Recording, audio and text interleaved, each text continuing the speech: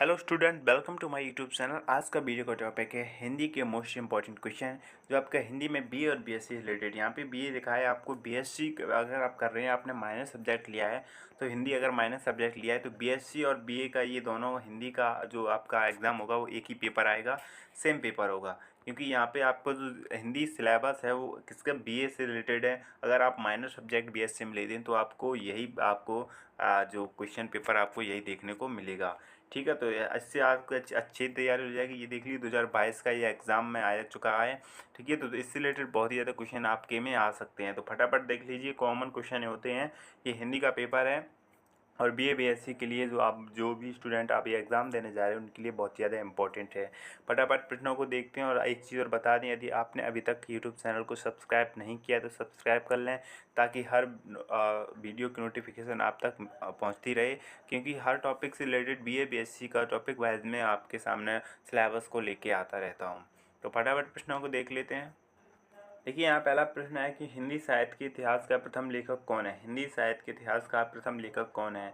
तो option number B यहाँ पे सही हो जाएगा, गारसा दात तासी। ठीक, नेक्स्ट क्वेश्चन, क्वेश्चन नंबर दूसरा, हिंदी साहित्य की भूमिका ग्रंथ का लेखक कौन है। हिंदी साहित्य की भूमिका ग्रंथ का लेखक कौन है? तो याद रखना कौन है, आचार्य महावीर प्रसाद द्विवेदी, यानी ऑप्शन नंबर यहाँ पे ए सही हो जाता है। इसके बाद नेक्स्ट क्वेश्चन है क्वेश्चन नंबर 3, आधुनिक काल की मीरा किसे कहा जाता है। तो आधुनिक काल की मीरा महादेवी वर्मा को कहा जाता है, यानी ऑप्शन नंबर आपका सी से हो जाएगा। इसके बाद नेक्स्ट क्वेश्चन, क्वेश्चन नंबर 4, रीति सिद्ध काव्यधारा के प्रमुख कवि कौन है। तो निम्नलिखित में रीति सिद्ध काव्यधारा के प्रमुख कवि कौन है? बिहारी जी हैं, तो ऑप्शन नंबर यहाँ पे आपका ए सी हो जाएगा। इसके बाद नेक्स्ट क्वेश्चन देख लेते हैं। क्वेश्चन नंबर 5 है कि यह कामायनी में किस प्रदर्शन की अभिव्यक्ति हुई है। तो कामायनी में किस दर्शन की अभिव्यक्ति हुई है?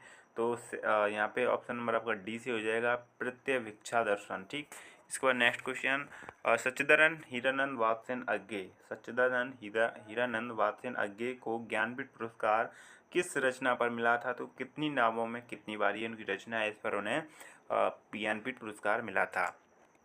इसके बाद नेक्स्ट क्वेश्चन है, युगधारा रचना के रचनाकार, युगधारा रचना के रचनाकार का नाम बताना है। तो नागार्जुन है, ऑप्शन नंबर यहाँ पे आपका सी सी हो जाएगा। इसके बाद नेक्स्ट क्वेश्चन है, सरहपा को हिंदी का प्रथम कवि किसने माना। तो सरहपा को हिंदी का कवि राहुल साकृत्यायन ने माना, यानी ऑप्शन नंबर आपका डी सी हो जाएगा। हमारा नेक्स्ट क्वेश्चन है, पृथ्वीराज रासो की रचयिता कौन है। पृथ्वीराज रासो की रचयिता कौन है? तो याद रखना चंद्रवरदाई हैं, ये आदिकाल की रचना और ये आदिकाल के ही कवि हैं। ठीक, इसके बाद नेक्स्ट क्वेश्चन, क्वेश्चन नंबर 10 है कि रामानंद किस का भक्ति धारा के प्रमुख कवि थे।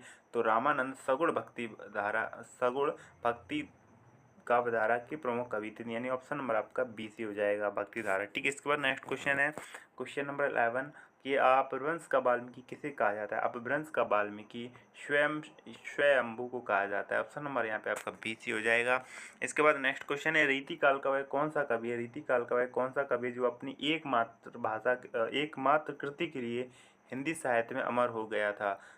तो यहाँ पे याद रखना बिहारी जी हैं, जिन्होंने एक कृति लिखी जिसके लिए वो हिंदी साहित्य में अमर हो गए थे। वो कृति किसके लिए? अपने राजा के लिए लिखी थी। उनके राजा का नाम था जय सिंह।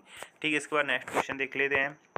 क्वेश्चन नंबर 13 है कि द्विवेदी युग का नामकरण किसके नाम पर हुआ था। द्विवेदी युग का नामकरण किसके नाम पर हुआ था। तो याद रखना महावीर प्रसाद द्विवेदी के नाम पर हुआ था। इसके बाद नेक्स्ट क्वेश्चन है, एक भारतीय आत्मा किसे कहा जाता है। एक भारतीय आत्मा किसे कहा जाता है। तो माखनलाल चतुर्वेदी को कहा जाता है, ऑप्शन नंबर यहाँ पे बी सी हो जाएगा। इसके बाद नेक्स्ट क्वेश्चन है, ज्ञानपीठ पुरस्कार किस क्षेत्र में श्रेष्ठ कार्य के लिए दिया जाता है। तो साहित्य के क्षेत्र में और जो श्रेष्ठ कार्य के लिए ज्ञानपीठ पुरस्कार दिया जाता है। ठीक है, इसके बाद नेक्स्ट क्वेश्चन है क्वेश्चन नंबर 16, बिहारी किस राजा की दरबारी थे। तो बिहारी अभी मैंने बताया जय सिंह राजा की दरबारी थे, जिनके लिए उन्होंने एक रचना लिखी थी। उनके लिए वो उसी के कारण ये हिंदी साहित्य में अमर हो गए थे।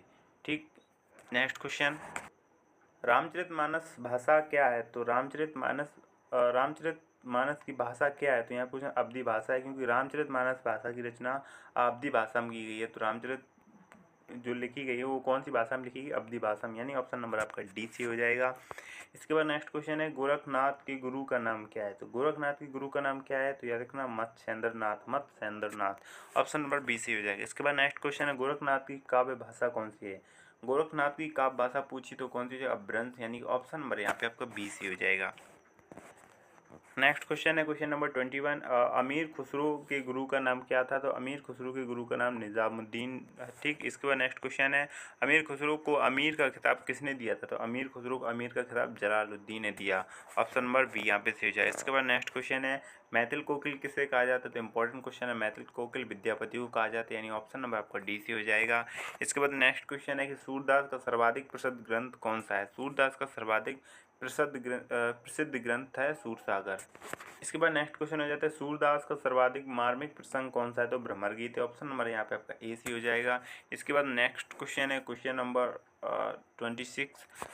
यहाँ कह रहे सूरदास किस काल के कवि हैं? तो सूरदास किस काल के कवि हैं? तो सूरदास भक्ति काल के कवि, यानी ऑप्शन नंबर यहाँ पे ए सी हो जाएगा।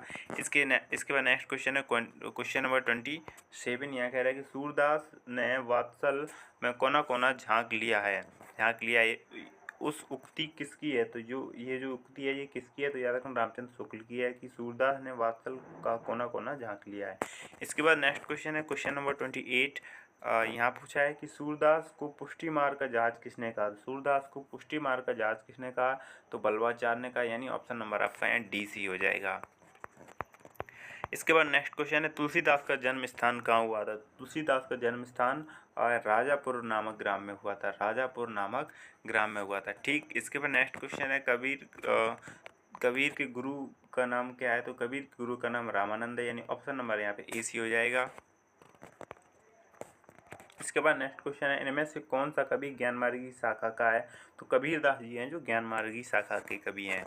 इसके बाद नेक्स्ट क्वेश्चन है कबीर का लालन पालन किस जुलाहे ने किया था? तो नीमा नामक जुलाहे ने किया था। तो यहाँ पे एक ही शब्द है नीरू नामक जुलाहे ने। ठीक, हमारा नेक्स्ट क्वेश्चन है कि जायसी का जन्म किस सन में हुआ था? तो किस सन में हुआ था?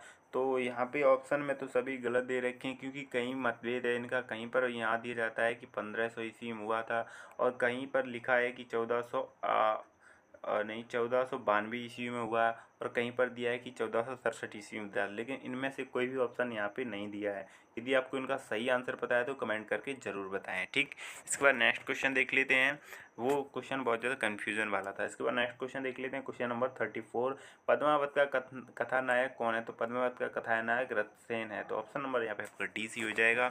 इसके बाद नेक्स्ट क्वेश्चन है क्वेश्चन नंबर 35 की पद्मावती के पिता का नाम क्या है? तो पद्मावती के पिता का नाम गंधर्व सेन है, यानी ऑप्शन आपका डी सी सही हो जाएगा। ठीक, इसके बाद नेक्स्ट क्वेश्चन है कि पद्मावत की भाषा है। तो पद्मावत की भाषा कौन सी है? बोलचाल की अवधि है। अवधि तो है पर कौन सी? बोलचाल की अवधि है। ठीक, इसके बाद नेक्स्ट क्वेश्चन है कि पद्मावती किस द्वीप की राजकुमारी थी? तो याद रखना सिंघल द्वीप की, यानी ऑप्शन नंबर यहाँ पे आपका बी सी हो जाएगा। इसके बाद नेक्स्ट क्वेश्चन है जायसी के गुरु का नाम क्या है? तो जायसी के गुरु का नाम अलाउद्दीन है। ठीक, इसके बाद नेक्स्ट क्वेश्चन है कि रथसेन की दूसरी रानी का नाम क्या था? तो रथसेन की दूसरी रानी का नाम नागमती था। ठीक, ऑप्शन नंबर यहाँ पे बी सी हो जाएगा। इसके बाद नेक्स्ट क्वेश्चन है रीतिकाल के प्रमुख प्रथम आचार्य पूछा है। रीतिकाल के प्रथम आचार्य कौन थे? केशव दास।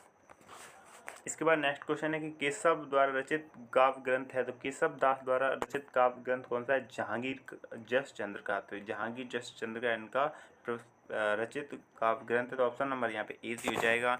इसके बाद नेक्स्ट क्वेश्चन है क्वेश्चन नंबर 42। रामचंद्र का में कांड की संख्या कितनी है? तो रामचंद्र का में कांड की संख्या 7 है। तो ऑप्शन नंबर यहाँ पे आपको बी सी हो जाएगा। इसके बाद नेक्स्ट क्वेश्चन है कि घनानंद का सर्वाधिक प्रसिद्ध ग्रंथ कौन सा है? तो सुजान है, तो यानी ऑप्शन नंबर आपका बी सी हो जाएगा। सुजान घनानंद की कौन थी? तो सुजान घनानंद की प्रेयसी थी, मतलब प्रेम का थी, यानी ऑप्शन नंबर आपका बी सी हो जाएगा। प्रेयसी का मतलब होता है प्रेम का। ठीक, इसके बाद नेक्स्ट क्वेश्चन देख लेते हैं क्वेश्चन नंबर 45। घनानंद की रचना नहीं है। तो घनानंद की रचना कौन सी नहीं है? तो सुजान हित, तो सुजान, विनोद, इश्कलता, ये तीनों रचनाएं, लेकिन कीर्ति लता नहीं है। तो ऑप्शन नंबर यहाँ पे सी सी हो जाएगा। इसके बाद नेक्स्ट क्वेश्चन है क्वेश्चन नंबर 46। घनानंद किस काल के कवि हैं? तो घनानंद रीति काल के प्रमुख कवि हैं। तो ऑप्शन नंबर यहाँ आपका डी सी हो जाएगा। घनानंद की काव्य भाषा कौन सी? तो ब्रज भाषा है। ठीक, नेक्स्ट क्वेश्चन विद्यापति किस काल के कवि हैं? तो विद्यापति आदि काल के कवि हैं। ऑप्शन नंबर ए सी हो जाएगा। इसके बाद नेक्स्ट क्वेश्चन है विद्यापति पदावली की रचना किस भाषा में हुई? तो विद्यापति पदावली की रचना इनकी मैथिली भाषा में हुई थी। ऑप्शन नंबर ए सी हो जाएगा। बिहारी किस प्रकार के कवि हैं? तो बिहारी रीति सिद्ध किस प्रकार के कवि हैं? तो रीति सिद्ध काव्यधारा के कवि, यानी ऑप्शन नंबर आपका BC हो जाएगा। नेक्स्ट क्वेश्चन है क्वेश्चन नंबर 51, मेरी भवबाधा हरो राधा नागर सोए, किसकी पंक्ति है ये पूछा, तो बिहारी लाल जी की, ऑप्शन नंबर यहाँ BC हो जाएगा। नेक्स्ट क्वेश्चन है बिहारी सतसई में कुल कितने दोहे हैं? तो बिहारी सतसई में 713 दोहे हैं, यानी कि ऑप्शन नंबर आपका BC हो जाएगा। इसके बाद नेक्स्ट क्वेश्चन है कि छायावाद के प्रवर्तक कौन है? तो छायावाद के प्रवर्तक जयशंकर प्रसाद जी हैं। अब नेक्स्ट क्वेश्चन है जयशंकर प्रसाद किस युग के कवि हैं? तो जयशंकर प्रसाद छायावाद यानी शुक्ल युग के कवि हैं। छायावाद को शुक्ल युग भी कहा जाता है। ठीक, इसके बाद नेक्स्ट क्वेश्चन है कि क्वेश्चन नंबर 55, जयशंकर प्रसाद का जन्म हुआ था तो किस सन में हुआ था? 1889 ईस्वी में हुआ था। इसके बाद नेक्स्ट क्वेश्चन है कि जयशंकर प्रसाद का जन्म स्थान पूछा है तो वाराणसी में हुआ था, ऑप्शन नंबर आपका BC हो जाएगा। इसके बाद नेक्स्ट क्वेश्चन है कि निराला जी की प्रथम कविता कौन है? तो निराला जी की प्रथम कविता जूही की कली है। इसके बाद नेक्स्ट क्वेश्चन है राम की शक्ति पूजा में किसकी उपासना की है? तो राम की शक्ति पूजा में दुर्गा की उपासना की है, यानी ऑप्शन नंबर आपका C हो जाएगा। इसके बाद नेक्स्ट क्वेश्चन है क्वेश्चन नंबर 59, महाराणा प्रताप की संज्ञा में महाप्राण की संज्ञा से विभूषित हैं कौन है? तो याद रखना सूर्यकांत त्रिपाठी निराला, यानी ऑप्शन नंबर DC हो जाएगा। इसके बाद क्वेश्चन नंबर 60 है कि राम की शक्ति पूजा का प्रेरणा स्रोत क्या है? तो यहाँ पूछा है राम की शक्ति पूजा का प्रेरणा स्रोत क्या है? तो इसका भी आंसर मुझे नहीं पता है। अगर इसका आंसर आपको ज़रूर पता है तो कमेंट करके ज़रूर बताएं। ठीक, क्वेश्चन नंबर 60 का। इसके बाद नेक्स्ट क्वेश्चन देख लेते हैं क्वेश्चन नंबर 61। यहाँ पूछ रहा है कि हिंदी का सर्वश्रेष्ठ शोक गीत कौन सा है? तो याद रखना सरोज स्मृति है, ऑप्शन नंबर यहाँ पे आपका C हो जाएगा। इसके बाद नेक्स्ट क्वेश्चन है कि निराला की मृत्यु कब हुई थी? तो याद रखना 1961 ईस्वी में हुई थी। इसके बाद नेक्स्ट क्वेश्चन है विद्रोही कवि के रूप में विख्यात है, विद्रोही कवि के रूप में कौन विख्यात है? सूर्यकांत त्रिपाठी निराला। इसके बाद नेक्स्ट क्वेश्चन है सुमित्रानंद पंत किस युग के प्रमुख कवि हैं? तो सुमित्रानंद पंत किस युग के कवि हैं? तो किस युग के? छायावाद युग के हैं, तो ऑप्शन नंबर यहाँ आपका DC हो जाएगा। इसके बाद नेक्स्ट क्वेश्चन आ जाता है कि सुमित्रानंदन पंत का जन्म कहाँ हुआ था? तो सुमित्रानंदन पंत का जन्म यहाँ पे अल्मोड़ा में हुआ है। ठीक है, याद रखना। इसके बाद नेक्स्ट क्वेश्चन है क्वेश्चन नंबर 66। यहाँ कह रहा है कि महादेवी वर्मा का जन्म किस सन में हुआ था? तो महादेवी वर्मा का जन्म 1907 ईस्वी में कहाँ हुआ था? फर्रुखाबाद में हुआ था। ठीक, इसके बाद नेक्स्ट क्वेश्चन है कि महादेवी वर्मा का जन्म स्थान किस जनपद में हुआ था? तो ये देखो आंसर क्या है? फर्रुखाबाद, यानी कि ऑप्शन नंबर यहाँ पे आपका BC हो जाएगा। इसके बाद नेक्स्ट क्वेश्चन है ब्रह्म गीत परंपरा का मूल उद्गम क्या है? तो मूल उद्गम श्री भागवत है, ऑप्शन नंबर यहाँ आपका DC हो जाएगा। ठीक, इसके बाद नेक्स्ट क्वेश्चन यहाँ कह रहा है कि भ्रमर गीत या सूरसागर के किस स्कंद का अंश है? तो याद रखना दसम स्कंद या इसे कहते हैं उत्तरार्ध, ऑप्शन नंबर यहाँ पे C हो जाएगा। तुलसीदास की जन्म तिथि क्या है? तो तुलसीदास की श्रावण शुक्ल सप्तमी को हुआ था, यानी ऑप्शन नंबर आपका BC हो जाएगा। इसके बाद नेक्स्ट क्वेश्चन है कि तुलसी की पत्नी का नाम क्या था? तो रत्नावली था, यानी कि ऑप्शन नंबर AC हो जाएगा। इसके बाद नेक्स्ट क्वेश्चन है कि तुलसी के गुरु का नाम क्या था? तो नरहरिदास था, यानी कि ऑप्शन नंबर आपका BC हो जाएगा। इसके बाद नेक्स्ट क्वेश्चन है क्वेश्चन नंबर 73, रामचरितमानस की भाषा अभी एक बार क्वेश्चन आ चुका है, इससे रिलेटेड है, तो कौन सी भाषा थी? अवधी भाषा, यानी ऑप्शन नंबर आपका BC हो जाएगा। नेक्स्ट क्वेश्चन है कि क्वेश्चन नंबर 74, तुलसीदास की मृत्यु तिथि कब है? तो मृत्यु कब हुई थी? 1680 ईस्वी में हुई थी। इसके बाद नेक्स्ट क्वेश्चन, नदी के दीप किस कवि की रचना है? तो नदी के दीप किस कवि की रचना है? तो अग्गे जी की है। इसके बाद अगला क्वेश्चन देख लेते हैं, प्रयोगवाद के प्रवर्तक कवि हैं। यहाँ पूछा प्रयोगवाद के प्रवर्तक कवि कौन है? तो अग्गे जी हैं, यानी ऑप्शन नंबर आपका C हो जाएगा। इसके बाद नेक्स्ट क्वेश्चन है कि तार सप्तक के संपादक कौन है? तो तार सप्तक के संपादक कौन है? जी अग्गे जी हैं, तो ऑप्शन नंबर यहाँ पे आपका DC हो जाएगा। इसके बाद नेक्स्ट क्वेश्चन है कि तार सप्तक का प्रकाशन वर्ष क्या हुआ था? 1943 में इसका पहला प्रकाशन हुआ था। प्रथम तार सप्तक का प्रकाशन 1943, और यही तो प्रथम तार सप्तक का प्रकाशन, या यही क्वेश्चन आ जाए कि तार सप्तक का प्रकाशन वर्ष 1943 ईस्वी में है। दूसरी बात कर ले तो 1951 ईस्वी में, तीसरा 1959 ईस्वी में, यानी 8 वर्ष का डिफरेंट है सभी में। इसके बाद चौथा तार सप्तक की बात कर लें तो ये हुआ था 1975 में। ठीक, इसके बाद आगे चलते हैं। आगे देखते क्वेश्चन नंबर 79। अज्ञे जी की प्रथम काव्य रचना पर साहित्य अकादमी पुरस्कार मिला था। तो अज्ञे जी की किस काव्य रचना पर साहित्य अकादमी पुरस्कार मिला था? तो आंगन के पार द्वार, यानी ऑप्शन नंबर ए सी हो जाएगा। इसके बाद देखते हैं क्वेश्चन नंबर 80। यहाँ कह रहे हैं अज्ञे जी का जन्म कब और कहाँ हुआ था? तो अज्ञे जी का जन्म 1911 ईस्वी में देवरिया में हुआ था। इसके बाद अगला क्वेश्चन है कि अज्ञे जी की मृत्यु कब हुई थी? तो अज्ञे जी की मृत्यु 1987 ईस्वी में हुई थी। अंधेरे में के रचनाकार कौन है? तो मुक्तिबोध, यानी कि ऑप्शन नंबर ए सी हो जाएगा। इसके बाद नेक्स्ट क्वेश्चन है कौन सा कवि फैंटेसी के लिए प्रसिद्ध है? तो मुक्तिबोध है, यानी ऑप्शन नंबर बी सी हो जाएगा। मुक्तिबोध का पूरा नाम क्या है? तो गजानन माधव। इसके बाद नेक्स्ट क्वेश्चन है कि मुक्तिबोध की मृत्यु कब हुई थी? तो मुक्तिबोध जो कवि उनकी मृत्यु 1964 ईस्वी में हुई थी। इसके बाद अगला क्वेश्चन है नागार्जुन का वास्तविक नाम क्या है? तो नागार्जुन का वास्तविक नाम वैद्यनाथ मिश्र है। और इसके बाद नेक्स्ट क्वेश्चन है कि नागार्जुन किस धारा के कवि हैं? तो नागार्जुन प्रगतिवादी युग धारा के प्रमुख कवि हैं।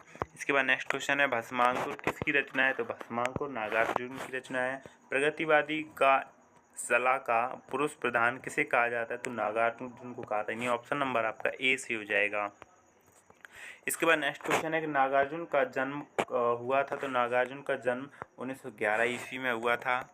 इसके बाद नेक्स्ट क्वेश्चन है कि नागार्जुन को साहित्य अकादमी पुरस्कार मिला तो किस सन में मिला था? तो इसका आंसर जरूर कमेंट करके बताएं। इसका अभी तो कंफर्म नहीं है, क्योंकि नागार्जुन को साहित्य अकादमी पुरस्कार मिला था, तो इसमें कोई भी यहाँ पे आपको जो समय दिया है तो यहाँ पे मुझे अभी तक कोई पता नहीं, लेकिन जो सन दिए हैं मुझे यहाँ पे सभी गलत लग रहे हैं, इसलिए इसका आंसर अभी मुझे नहीं पता है इसमें कौन सा है।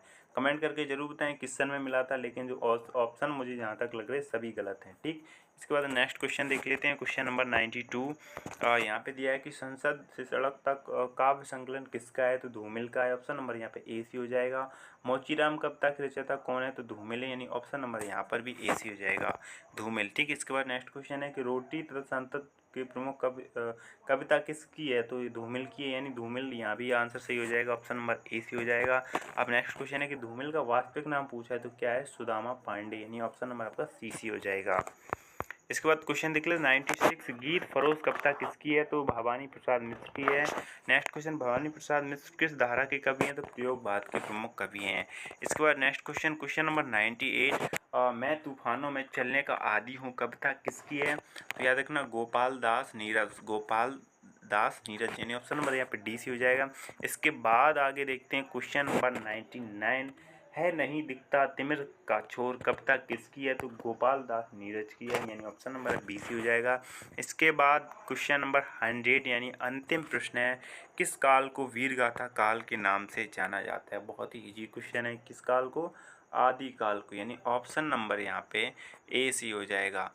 कौन सा ऑप्शन नंबर यहाँ पे ए सी हो जाएगा। यदि ये वीडियो पसंद आई हो तो वीडियो को लाइक ज़रूर कर दें और अपने दोस्तों के साथ शेयर ज़रूर करें, क्योंकि एग्ज़ाम में अगला जो एग्ज़ाम होने वाला है आपका, उसमें कुछ इसी प्रकार के आपके प्रश्न आने वाले हैं। जो ऑब्जेक्टिव हैं तो इसी प्रकार के प्रश्न आएंगे, इन्हीं में से आपके बहुत सारे क्वेश्चन फंस जाएंगे, इसलिए आपको इन्हें एक बार लिख कर याद कर लेना है।